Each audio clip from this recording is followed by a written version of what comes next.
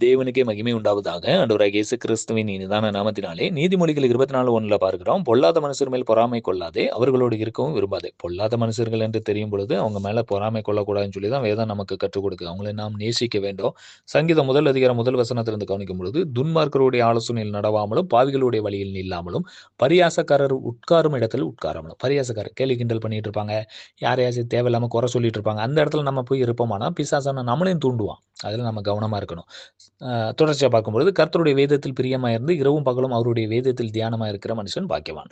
கர்த்தருடைய வேதத்தின் மேல பிரியமா இருக்கணும். அவருடைய வார்த்தையில பிரியமா இருக்கணும். அத தியானிக்கணும். கர்த்தர் நம்மளோடு இடைப்படுவார், பேசுவார், எப்படி நடந்து கொள்ளணும்னு கற்றுக் கொடுப்பார். அவர்கள் தான் நீர்க்கால்களின் ஓரமாய் நடப்பட்டு, தன் காலத்தில் தன் கனியை தந்து, கர்த்தர் விரும்புகிற கனிய கொடுக்க முடியும். அவங்க எப்படி இருப்பாங்களாம், இலையுதிராது இருக்கிற மரத்தைப் போல இருப்பாங்க. அவங்க செய்வதெல்லாம் வாய்க்கும். கர்த்தர் அவர்களோடு இருப்பார். கர்த்தர் நாம் மகிமைப்படுவதாக. ஆமென்.